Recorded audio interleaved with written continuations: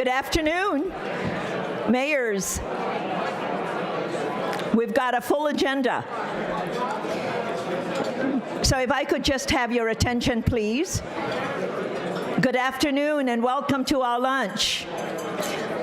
And we have a tight schedule, but we have very important people here to speak to us. So let me now call on Orlando Mayor Buddy Dyer to introduce our special lunch speaker. Mayor Dyer is co-chair of our new high-speed rail task force and reached out to help secure the chairman of the House Transportation and Infrastructure Committee, John Mica. Reauthorization of the nation's surface transportation law is a top priority for mayors, and I am so glad that the chairman is here. So Mayor Dyer, thank you for your influence and for your collaboration and friendship with the chairman and for delivering him. Thank you so much.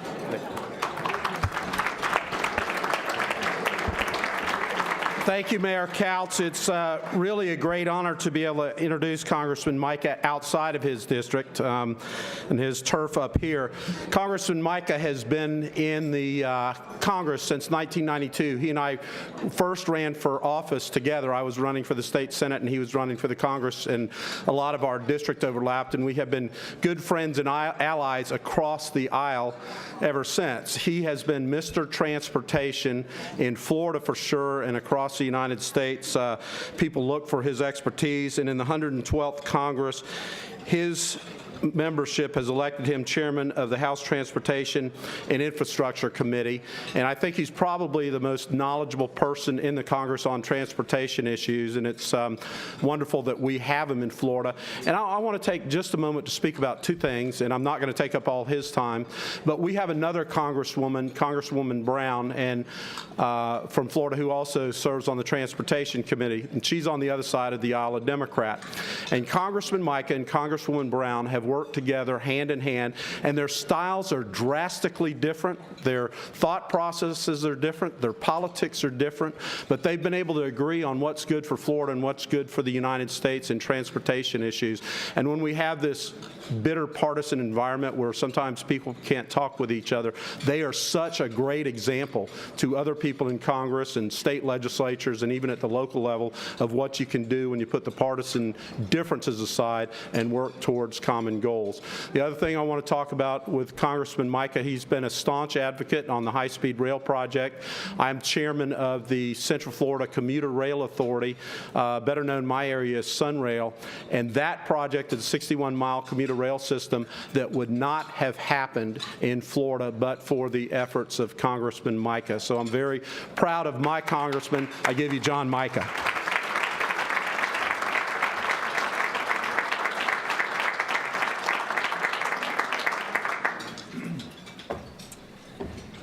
Well, thank you so much, Buddy, for that introduction and for also your great leadership in Central Florida and our state, and also here with the Conference of Mayors. We truly have had a wonderful working relationship, and we were joking about it before I came up here, sometimes some very difficult issues to deal with both the state legislature and the federal government, but reaching out across the aisle, we've gotten a lot done together, and that's what it's all about. And I hope we can model that relationship, working relationship that he described. I already have some of that with Ms. Brown and others on the committee. It's great to have you here in Washington. Welcome. I wish you'd been here a couple days earlier when it was so cold you could actually see members of Congress with their hands in their own pockets.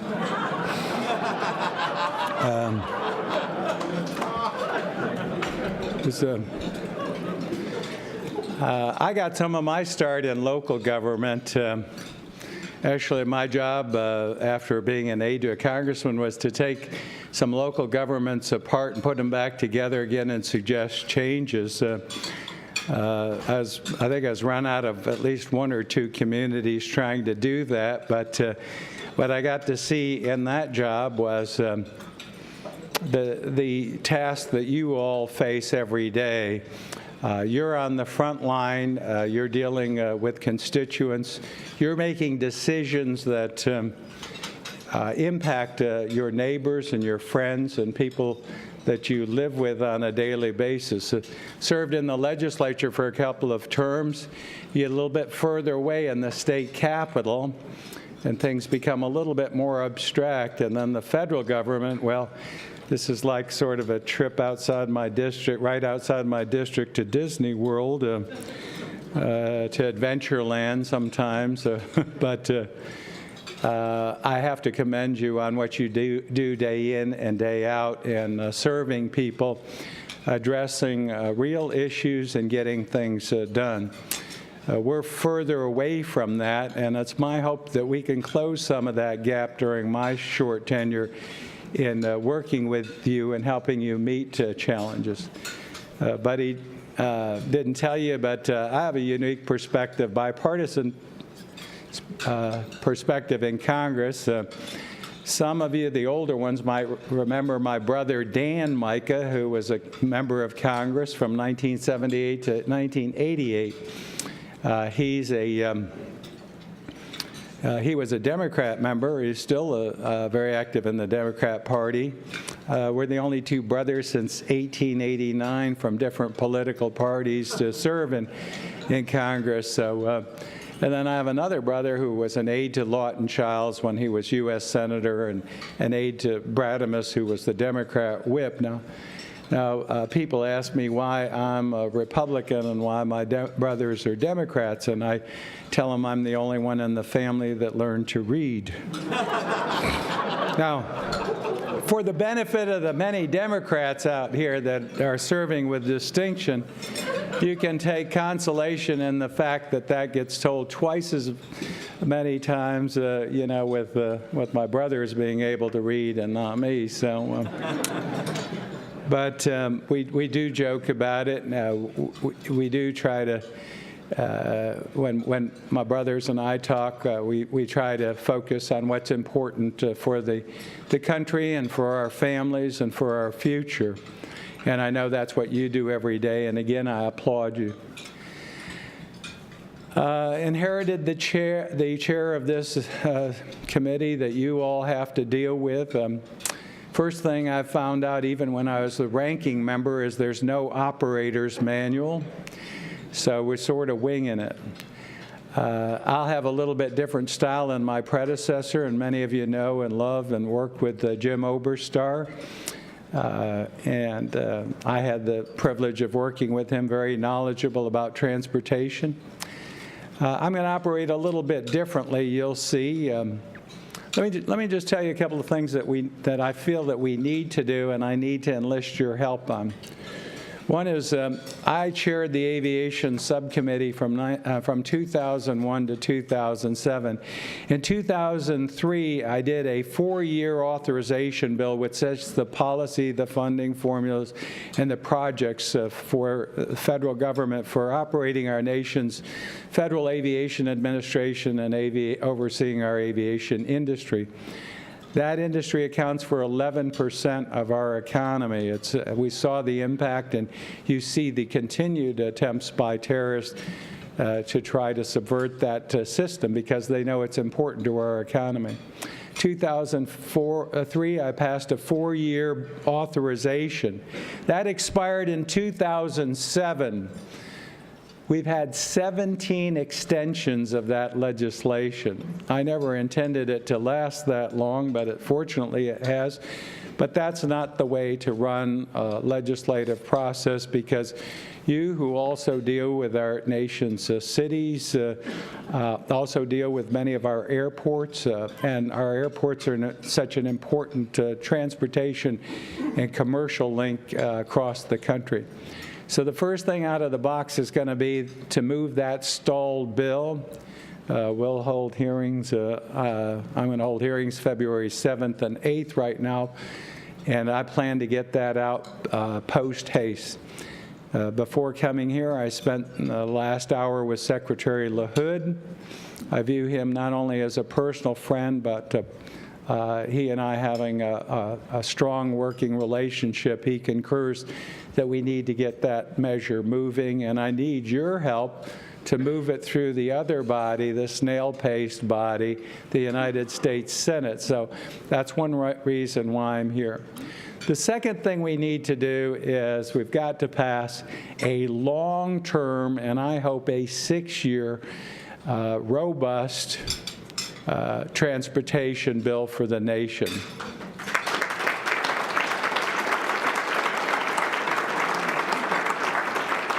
Parallel to my efforts on FAA, we're going to do something a little bit different, and you may see me in some of your communities or in a nearby community sometime in February, because we're going to go out and we're going to hold a series of hearings and probably unparalleled session of listening sessions to get ideas from you on what needs to be in that bill.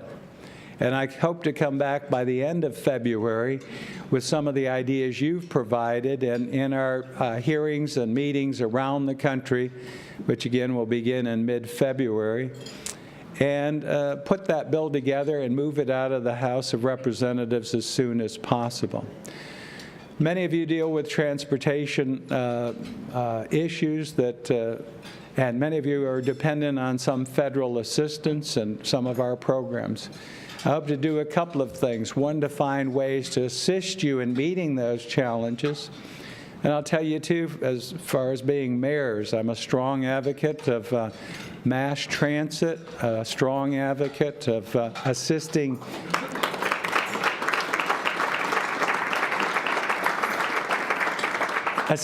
you in that mission of getting people around our communities. We've got to do it.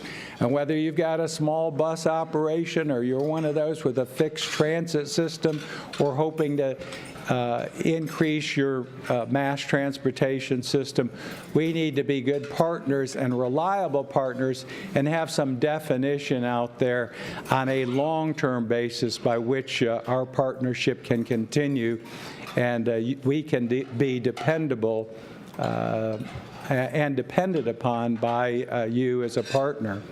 So that's my goal. That's some of the timetable. That's going to take a lot of effort. I can't do it by myself.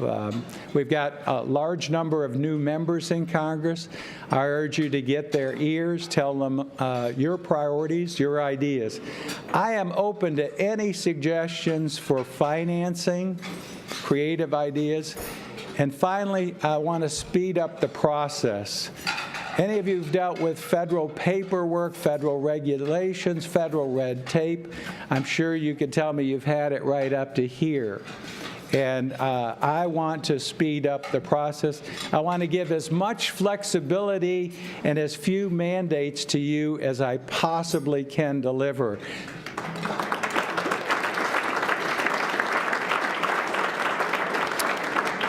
Finally, in closing, I know that you have all the responsibility. We come back to Washington. We sometimes provide, again, all those mandates, all those edicts from on high. I'm going to try to make sure that doesn't happen under my watch. Let me know how we can give you regulatory relief, mandate relief, and how we can allow you to do a better job closest to the people. That's what I hope to achieve in my small role as chairing this committee in Congress, but I know I can't do it without your assistance. So that's a little bit of our agenda, a little bit of my MO. We're open. The committee staff is open to you. Jim Kuhn is my staff director. You have many new members on our committee. I have 59 members on the committee, and we have 33 Republicans, 26 Democrats on the Republican side. I have 20 new members on the Transportation Committee, of which 19 are freshmen. So we have quite a job to do in educating, informing, and working with these new members. And again, I'm counting on you. There are no ideas that won't be entertained, and again, in closing, I leave the door open to you to be a full participant as, again, we do what's so important, and that's That is, provide for the people who have elected us, who are counting on us and want us to move their hopes and dreams and this great country forward. Thank you, and God bless you.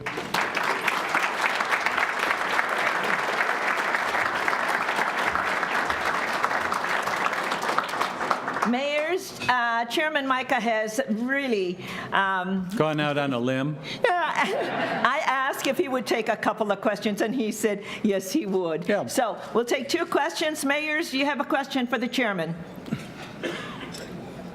You've done such a great job. Anybody? Yeah, there's one, right? Oh, the new mayor from Oakland, California, please. Thank you. As you know, California has AB 32 that looks at global warming, so I'm very happy about your words about changing the ratio. I think it's 18% now that goes to public transportation, and we'd like to make it higher. So what number do you think you might get it to? Stay tuned. Next question. Actually, I learned something about 30 days ago. Anytime I come up with any kinds of predictions, I sort of rock the market, or people walk away from at least the media standpoint with all kinds of opinions that may or may not be correct. So reserve commentary right now. Anything else I can? Yeah, go ahead, sir. Thank you, Congressman, for joining us. Big discussion recently about earmarks. Yeah. How do you see all that shaking out? How do you advise mayors to proceed in the future? Should we go directly to transportation, ignore the congressmen and senators? What do you recommend? And the final question. Well, again, I'm not trying to be evasive, but I am. We're trying to work that one out, but as you know, the bills that we deal with in our committee, we do have to be specific. If I were going to earmark folks and do just one earmark, it would be to provide X billions of dollars to the Department of Transportation. That would be, I could do one earmark and just walk away from it. That's not going to happen, but the earmark process has been abused. And sometimes when processes are abused, it does call out for reform. And certainly we've heard that call. I tried to make the process much more transparent in our committee when I became the ranking member, but I could only do it for my Republican side of the aisle. Unfortunately, it wasn't adopted by everyone else. Now we've got to restore the public's faith and restore the Congress's faith in itself in, again, defining projects that are important.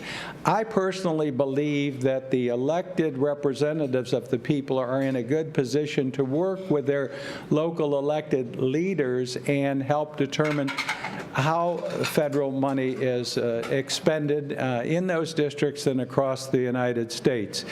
I don't have a solution yet to our current dilemma, but we'll work on it. We're looking also for your ideas.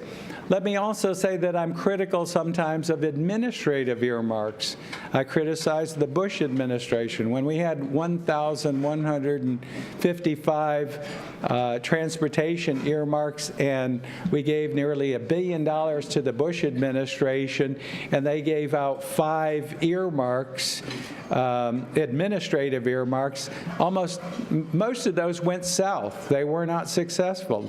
And I would rather have an elected official in an open setting, clearly vetted, transparent process without airdrops make those decisions than a bureaucrat a few blocks from here who's never been in my district, never met with my constituents, never vetted the project. And that has happened with some of the grants by the Obama administration, and I've been critical there. So my goal will be to have an open process, transparent, and we'll see how far we can go down from that one line of earmarking to being a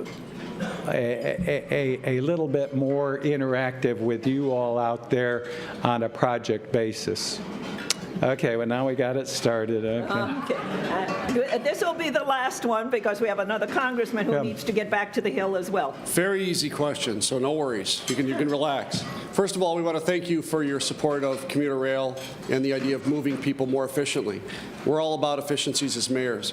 But my question is, one of the difficulties that we've had in selling things like high-speed rail and commuter rail is that the public has not seen a plan for the country as how these things all interrelate, and if gas goes to $5 or $6 a gallon, they'll come screaming to us as to why the infrastructure's not there. Yeah. Is there any plan to put out a proposal to the country as to this is the future of moving people, this is the master plan for moving people, which includes commuter rail, which includes high-speed rail, to take the burden off of plane transportation and car transportation, which we can't afford anymore, if you look at the long-range planning for roads? Well, a good question, and I've always been an advocate of having more of a strategic national transportation plan that does explain what our priorities are, what we're going to do to, as far as support projects in different modes. And they all must be interconnected. We've got to do a better job of working with this administration. I was very pleased that President Obama was an advocate of high-speed rail. I authored what is really a blueprint for moving forward on high-speed rail in the PREA Act, the Passenger Rail Investment Act. So we have somewhat of that blueprint, but we don't have, you're right, we don't have it all together. We've got to get it together. My comments with the Secretary of Transportation just a few minutes ago, I'll repeat here. We've got to have some successes in those projects. I think that we've got a couple of potential projects. We can't take the $8 billion, though, and then another $2.5 billion and try to tell the public that we're doing projects that don't make sense. Some of that money has already come back here. And that's because, again, we didn't have the proper the proper procedure or the plan laid out as you're describing. So we have got to do a better job here. Through those successes, we can build a national network of high-speed rail that will equal Europe and Asia, not be a Soviet-style a transportation system, which I think we can go far beyond, and then interconnecting it with commuter rail, with fixed transit systems, with bus systems that better operate. So, good question. Look forward to working with you. Welcome your suggestions. And even more so, I need your support, because we've got to get the 2 agenda items I set forth here today moving forward, or we're in trouble in the next years ahead and for the what people are trying to achieve in this country as far as the American dream. Thank you. Thank you.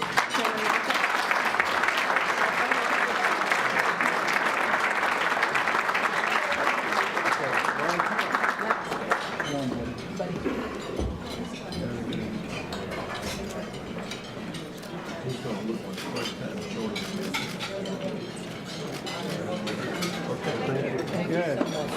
Well, thank you. And thank you again for the invite. I'm so honored to be here. Thank you. Thank you so much, Chairman Mica, for being with us today, and we look forward to working with you. Mayors, ladies and gentlemen, I'm now pleased to welcome home our own David Cicilline, the new member of Congress from Rhode Island.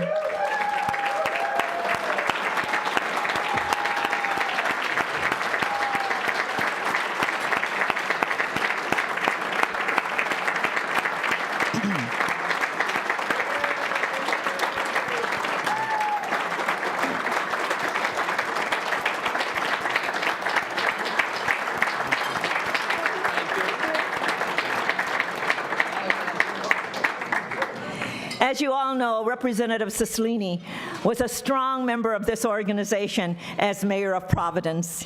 He He was a board member, chair of our Children Health and Human Services Committee, and host of our 2009 annual conference. In the coming days, we are going to need David's help in protecting our priorities, especially the Community Development Block Grant. Mayors, please welcome our good friend, Representative David Cicilline.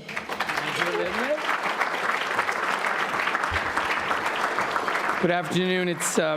It is wonderful to be back and to see so many great friends. It's just really a pleasure to be here. I want to begin by acknowledging Tom Cochran and the great staff here at the Conference of Mayors, and thank you for everything you have done for me over the last 8 years, but I know the work that you will continue to do for our country. Elizabeth, Mayor Kautz, thank you for your leadership here at the conference. It's a particular pleasure for me to be here to introduce the new mayor of the city of Providence, someone who is going to be not only a great leader of our city, but a great national leader and someone I know you're all enjoy working with, who's a real visionary and someone who has excited the enthusiasm of the whole city, the great new mayor of Providence, Angel Taveras.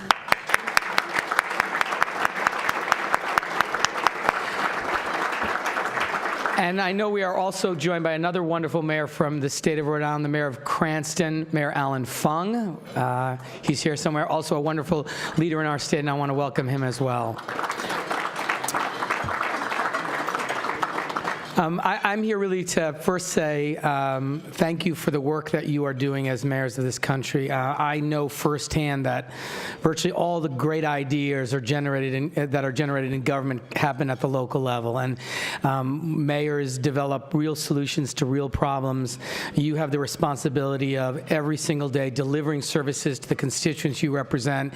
And one of the reasons I ran for Congress, frankly, was, like many of you, I was very frustrated that Washington and the Congress in particular did not understand what was happening in cities and towns in this country, and didn't understand how to be a good partner in creating jobs and improving schools and investing in infrastructure.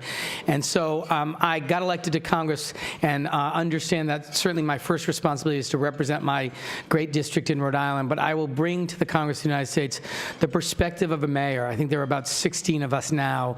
The perspective of understanding how you get things done, how important it is to make the right investments that are necessary to strengthen our neighborhoods and our communities, and what the federal government needs to recognize in terms of the creativity and the work that happens at the local level, and the ability of mayors particularly to shape solutions and shape answers to the urgent problems that we face in this country. And so I promise you that you will not have a stronger advocate for mayors and for the work that mayors do in the Congress of the United States. I look forward to our great Dean, Mayor Riley. I look forward to continuing to hear from you and working with you very directly. I want to just mention two issues that I know you know are important, but that I think your help will be critical. It has been for many, many years, and that is on the Community Development Block Grant. I'll join some members of Congress and some of you at a press conference this afternoon to really make the case that if we're serious about job creation and we're serious about investing in communities and helping those that are in the greatest need right now, it's by investing in the Community Development Block Program, where there's real accountability, where there's job creation as a requirement, with lots of examples of what that has done to strengthen cities and strengthen families. The Community Development Block Grant will continue to be an important priority.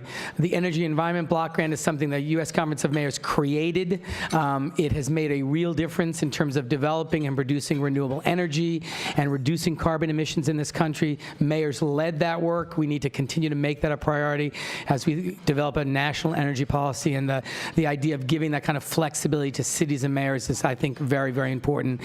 And the third area of two more areas, one is education reform. Lots of good work has been done by this conference on education reform. We're going to need the voices of mayors to really make the case to our country and to the Congress that one of the single best ways we can really rebuild the economy of this country is to be investing in education, ensuring that every young person in America has access to a quality public education, because our young people are not competing with kids kids in the neighboring town. They're competing with kids in China, in India, and Germany, and Japan, and we need to understand that we have a responsibility to ensure that they are equipped to compete in the global economy of the 21st century. And the last area where I'd ask for the mayors to remain involved is in the issue of gun violence. We saw a horrific tragedy in Arizona just last week. We see examples of that all across this country, unfortunately. Mayors again led the way, Mayor Bloomberg and Mayor Menino, in creating the Mayors Against Illegal Guns. We need the voices of mayors in cities, both Republicans and Democrats particularly, to make the case to members of Congress. We introduced yesterday, I joined Congresswoman Carolyn McCarthy, to start with a modest proposal to ban high-capacity ammunition so people can't discharge 10 and 20 and 30 rounds of ammunition without reloading. A very modest proposal. And if we're serious, as we just celebrated Martin Luther King's birthday, and bringing peace to communities in this country, we have got to rethink gun policy in America and rethink our gun laws. And this is the first step. Mayors can tell the story, and particularly mayors on both sides of the aisle can speak to their members of Congress about the urgency of responsible gun safety legislation. So those are three areas, but I look forward to working with you on many, many areas.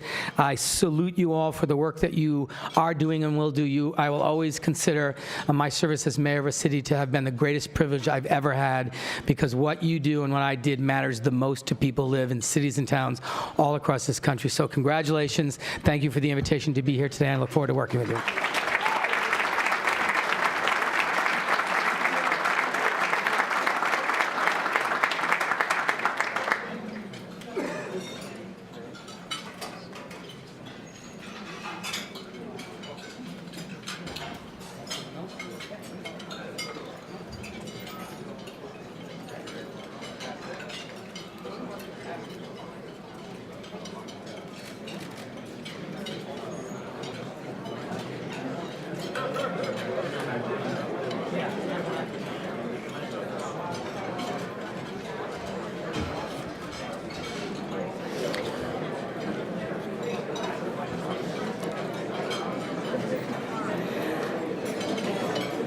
Okay, we're going to be moving on.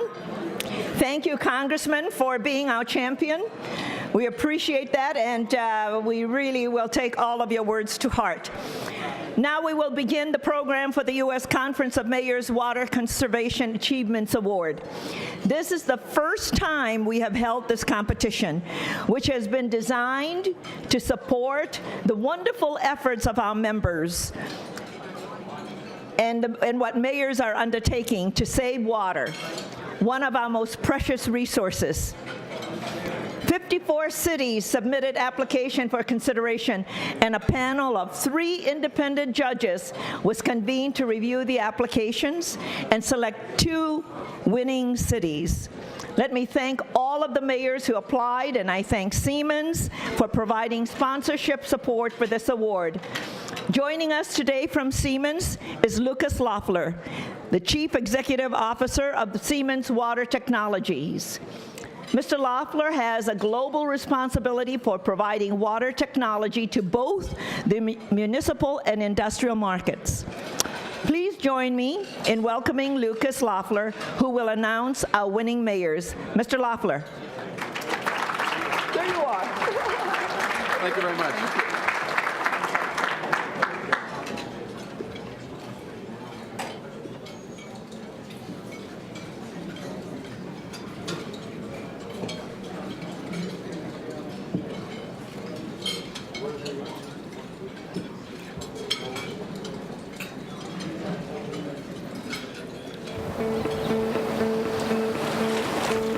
This is where the Chesapeake Bay starts. Been working on the water since I was about 16, I guess. I've been crabbing, fishing, oystering for 34 years. I love what I do. This is one of the most beautiful bodies of water in the world, but it is under stress. Estuaries are rich because they're eutrophic, a lot of energy, things break down, but we were over-fertilizing the bay. It's called cultural eutrophication. We have an algae bloom that blooms here all winter long, and that's due to pollution. And it's on the bottom, and it's this stuff right here. And that, the only thing that does is cover up the grass and kill stuff. For a few years there, we couldn't go out there to make a living because the water was so dirty from the algae. 20 years ago, them houses weren't even there before I was born. I'm not against development. When I see 500 units, that's sewage, that's a lot of stress, unless the sewage treatment facilities are upgraded. Everything is new out here, very new. We upgraded our plant from a 1.9 million gallon facility to a 3.3 million gallon facility. We needed to be able to give that capacity to our citizens. The orbital design for Havre de Grace was done to account for future growth in the community. Within a 25-mile radius, Siemens has 4 or 5 other enhanced nutrient removal orbital systems. The Siemens reactor allows us to take bacteria and use them to remove things that we don't want in the bay. And the clean water that's produced after it goes through these sand filters is awesome. That's what's coming into the plant. This is what's leaving the plant, the effluent. And like you can see, night and day. Water treatment in the global picture, where there's very little water and every drop counts, is crucial. Water treatment here, where there's more supply but quality is still an issue, is crucial as well. This is a microcosm of the global issues. This bay will come back. It's resilient, but you can't keep putting stuff in upstream and letting it flow down. It's not just water, it's really the lifeblood of this region. The grass is coming back, but you have to do your part to take care of it. It's rewarding in that you know you've helped clean up your little corner of the world, and that's not a bad legacy to leave.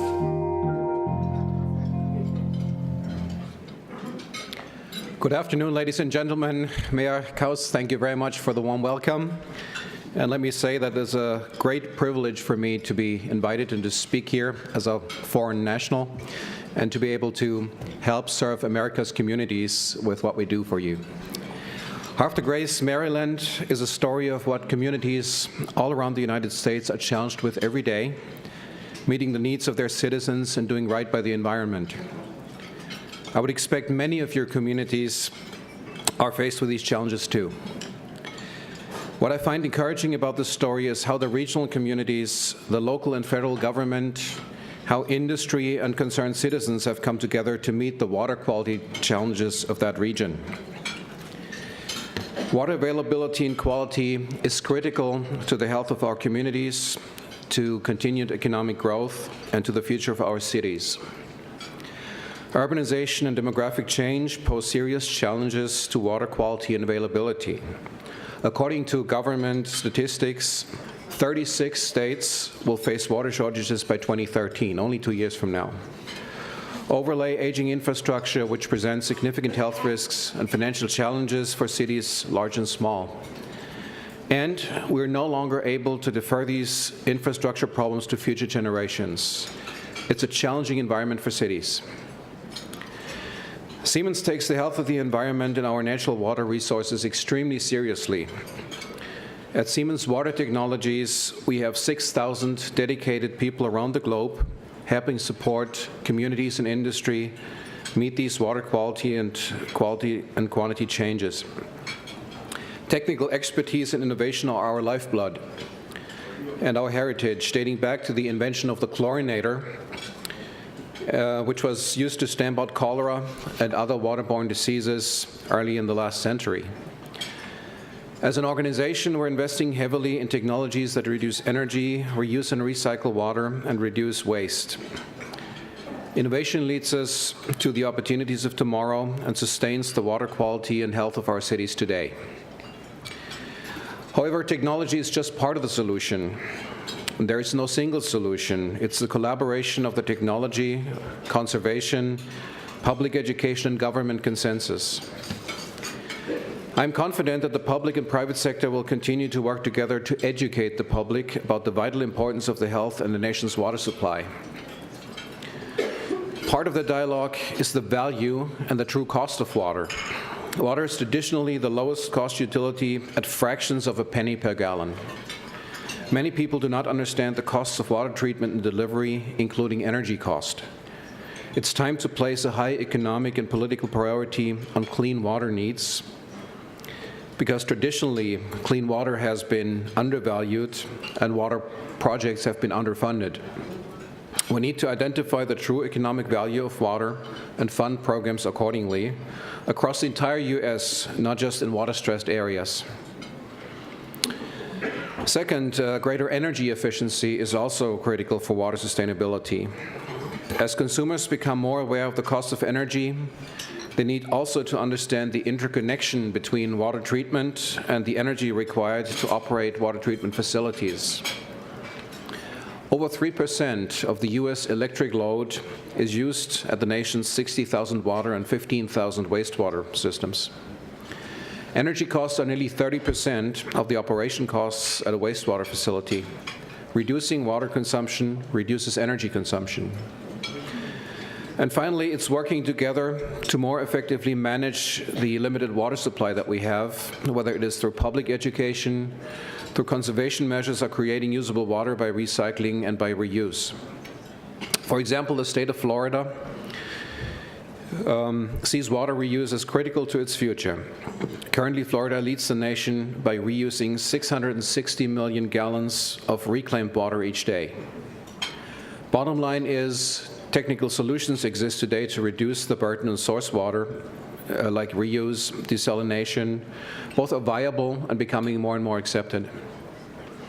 From a public education and conservation perspective, it is our collective responsibility as an industry leader, as community members and individuals, to ensure better understanding about the value and importance of clean water for the health of our communities. As such, Siemens is very proud to sponsor the 2011 City Water Conservation Achievement Awards. More than 50 communities applied for the award, which illustrates the commitment, the leadership, and political will that mayors are providing to expand water conservation efforts. The applications for the 2011 City Water Conservation Awards were reviewed by independent judges. And I'd like to take a moment to recognize the panel of judges. Ms. Susan Hudson. She's a hydrologist with the U.S. Geological Survey and author of Water Consumption in America Report. Please. Mr. Ben Grumbles, the former EPA Assistant Administrator for the Office of Water.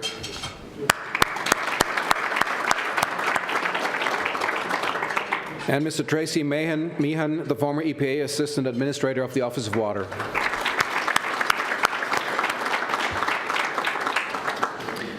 I've been told that competition was fierce. 54 cities submitted applications which the judges found difficult to review because of the high quality of the program submitted. And before I announce the two winning cities, I'd like to recognize all the cities and mayors that applied this year. Your leadership in this proactively establishing water conservation program is critical to the future of our cities.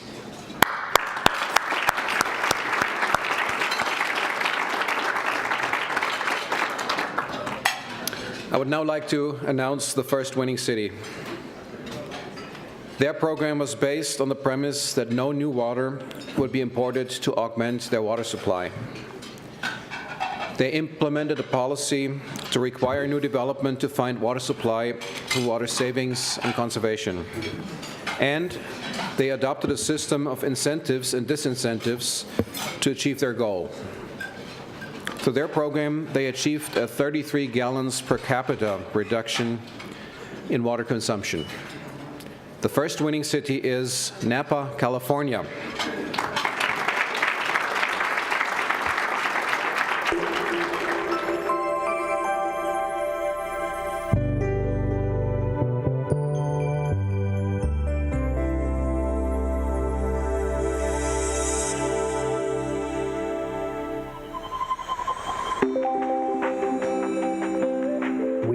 live in a climate here that is prone to drought. We have, on average, a 6 to 8 month dry season. Water is an important resource and one that we have to use very, very wisely. We decided since 1997 that we would have no net water increase within the community of Napa. The more efficient we are with what we have now, the less we're going to need to invest in the future. And that'll help us postpone or minimize the effects of drought and minimize the economic impact to our customers. The City of Napa's program, I like to think of it in three components. One is keeping new development as water efficient as possible. All new development is really water neutral. High building standards, water conservation standards, there's all kinds of things that they need to do as they move through the project and their project gets approved. They pay into a fund that then allows us to retrofit existing homeowners, and their homes get retrofitted with the new low-flow toilets. At this point, nearly 10 years later, we've nearly changed out every toilet within this community. Second is offering financial incentives, rebates, education programs, free water-saving devices to our existing customers so that they reduce their water use. We've got kitchen faucet aerators, shower timers, the low-flow shower heads, 1.5 gallon per minute, chrome or white. There's just all sorts of ways that we go out and engage the public so that they really understand and know what they can do. Finally, we've been really successful using recycled water. Treated wastewater used for landscape irrigation to replace the use of potable drinking water. One of the most successful things I've seen lately as mayor is the New Technology High School. They've got all sorts of cisterns and water collecting and low water usage all around the campus. And I think when you can go from government creating initiatives to your next generation saying we want to move this forward, you really know that you've been successful. Working with Jill Tekel, our mayor, is a treat. That consistent message of supporting conservation, supporting the greening of the city of Napa really makes a difference to the individuals when they hear it from their community leaders.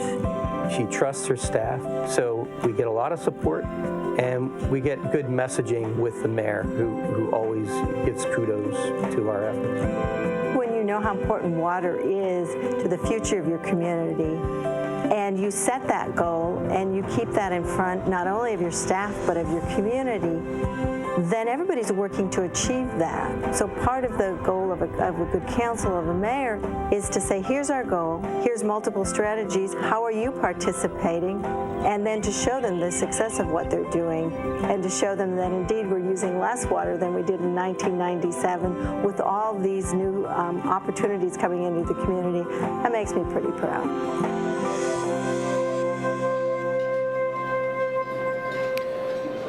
Please join me in welcoming Jill Tekel, the City Mayor of Napa.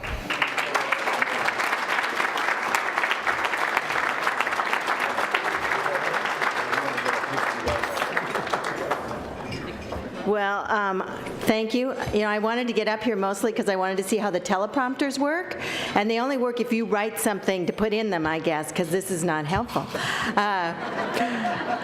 But I want to thank Siemens. It is nice to win an award. It's nice when your community is involved in a project like water conservation to be able to come back and say, look what we did. We got national recognition, and you all participated in doing that. So I'm very pleased. Also, as I understand, I will be able to go back with a $10,000 check. I go to Washington often, and when I come back, a reporter will say, did you get any money? And this time I'm going to be able to say, yes, I did. So they've been asked that question a long time. And we're going to spend it on more water conservation and engaging our community.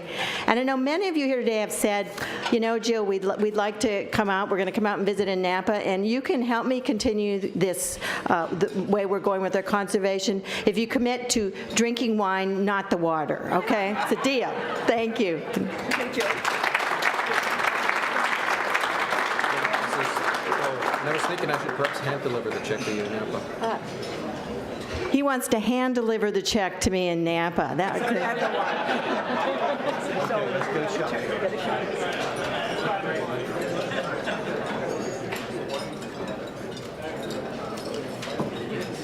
Tell us when to smile. Thank you. Thank you. All right. Thank you so much. Appreciate it. It's just really nice. Very happy.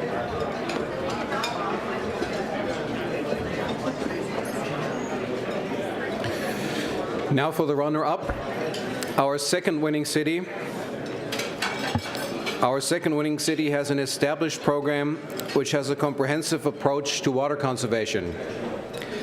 They have adopted a multifaceted program which includes establishing a true cost pricing.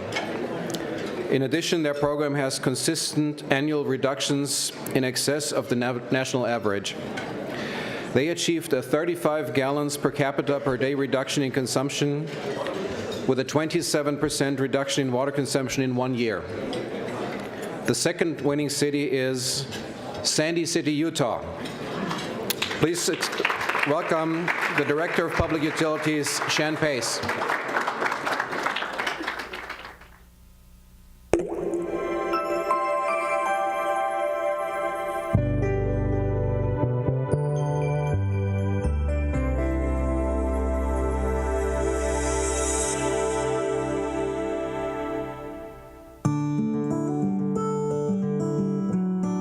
Sandy is an absolutely gorgeous city. We have a lot of greenery, we have beautiful mountains. In 1970, our population was about 6,000. Today, it's about 100,000. So we have a lot of planning that needed to go into water resources and water savings. 10 years ago, we had a master plan done that indicated that we did not have enough water for the future. Water was becoming more and more expensive to purchase. We needed to come up with an alternative on how we could plan for the future and have enough for our community. So we began a conservation program. We've done three things. We've implemented an aggressive education program. We've implemented some policies that have allowed us to conserve water. And we've also made some efforts in infrastructure to save water. All three of those areas have really helped us to conserve over the long term. This is Fox 13 News at 9. Water is a precious commodity. If we're going to have an economic development in the future, we have to preserve our water, and it has to be safe and drinkable. We've moved from a city that was looking for heavy landscaping to a xeriscaping concept that really is important in the western United States. And we developed Sago Lily Gardens, which is a demonstration gardens for people to come and see how they can get water-wise usage. We have 11 different gardens so that they can come in and see what their front yard or their backyard would look like. We have over 1,100 different types of water-wise plants. You can see how beautiful it can be, and while you're still saving water. In 2000, when we started our conservation program, we were using about 287 gallons per capita per person. In 2009, we had that down to 207 gallons per capita per person, which is tremendous. Our goal was to reduce water consumption by 20% by the year 2030. By this year, we've reduced our water consumption by 27%. It's been wildly successful, we call it. It's been critical to have our mayor and our city council involved and supportive of these efforts. They have given us the budget that we need, and they've encouraged us and supported us to see the vision in conservation. And without their support, we wouldn't be able to do that. They believe that it's in our best interest as a community to save water, and by doing so, we'll be able to save tens of millions of dollars in the future, and also we will be able to keep our community's environment in better shape. This can be accomplished. Once you take a master plan and you get everyone involved that needs to be involved, beginning with your staff and your own departments, and then moving that through education of the public input. Your citizens care about their community, and they want to reduce water consumption.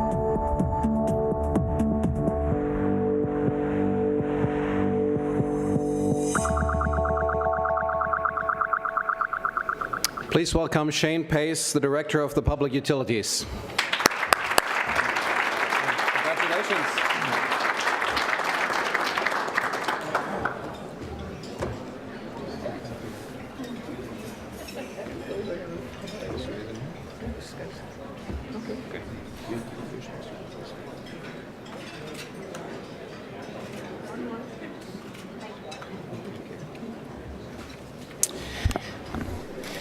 Sandy City would very much like to thank the U.S. Conference of Mayors, Mayor Kautz, Siemens Corporation, and Dr. Loeffler for the generous award for conservation. We've worked hard over the last 10 years as a community, and it's great to be recognized for our efforts.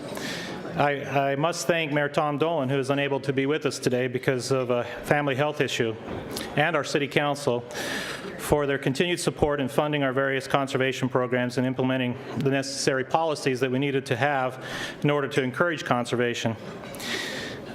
I also need to mention, many of our efforts in conservation over the last 10 years have come from your communities.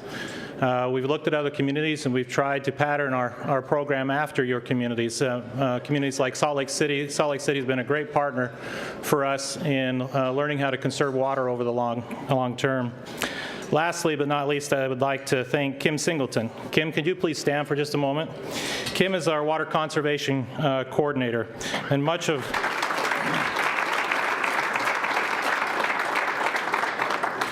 what we have accomplished as a city would not have occurred without Kim's efforts in education and policy implementation. She's a great self-starter and can work on her own to get much of what we need to have done. Our next challenge is to make water conservation efforts more permanent. There's always tendency to relax and regress into old habits, and we can't afford to do that as a community. We have a bright future with conservation. We have a difficult future without it. Thank you.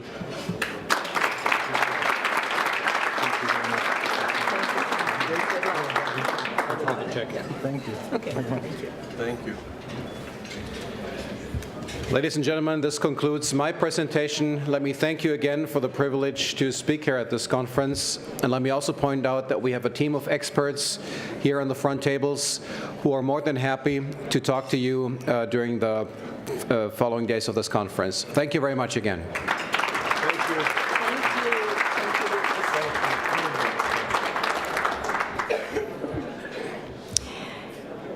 And now, we need to honor a mayor that is going to be leaving us. And it's very difficult because she has become a great friend. Bowling Green Mayor Elaine Walker is stepping down next month.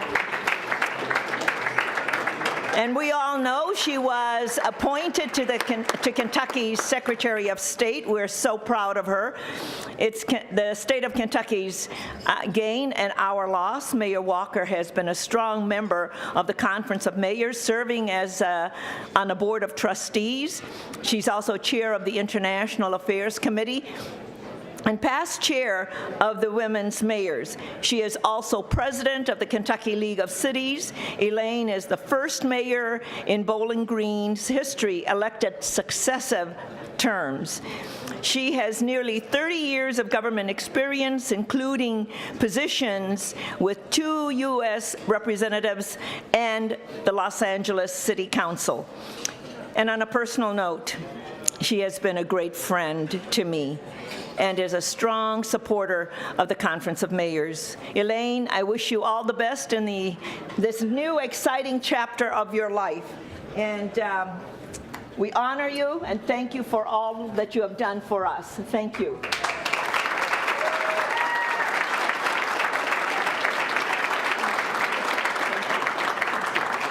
Sure, absolutely. You want me to hold that? Yeah. President Kautz and Tom Cochran, thank you so much for this recognition. You know, the one exciting thing about the fact that I'm not sworn in until the end of January is the fact that I was able to come to my last meeting of the U.S. Conference of Mayors. And I want to thank all of my colleagues because I have learned so much from each and every one of you. I have brought back information to my city. I had a colleague challenge why I wanted to go to these meetings, and I explained that because of my involvement in the U.S. Conference of Mayors, my city has seen an investment in grants and in corporate partnerships of over $180,000 in 6 years. That's a good return on our investment. I love taking back ideas and turning them around a little bit and making them my own. We call that creative stealing, I think, as elected officials. I love the ability to meet with people who are so passionate about what they do. And so I'm going on to state office. Unfortunately, I'm hoping that in 2012 I'll be able to serve with Jerry Abramson, who was the former mayor of Louisville and will soon become the lieutenant governor of Kentucky. But I also want to tell the newcomers, please take advantage of every single contact, every single minute you are here. Take advantage of an incredible staff, because they are here to serve you. They are knowledgeable. They are dedicated to making you and your city the best it can be. So thank you, and I'm going to miss you all.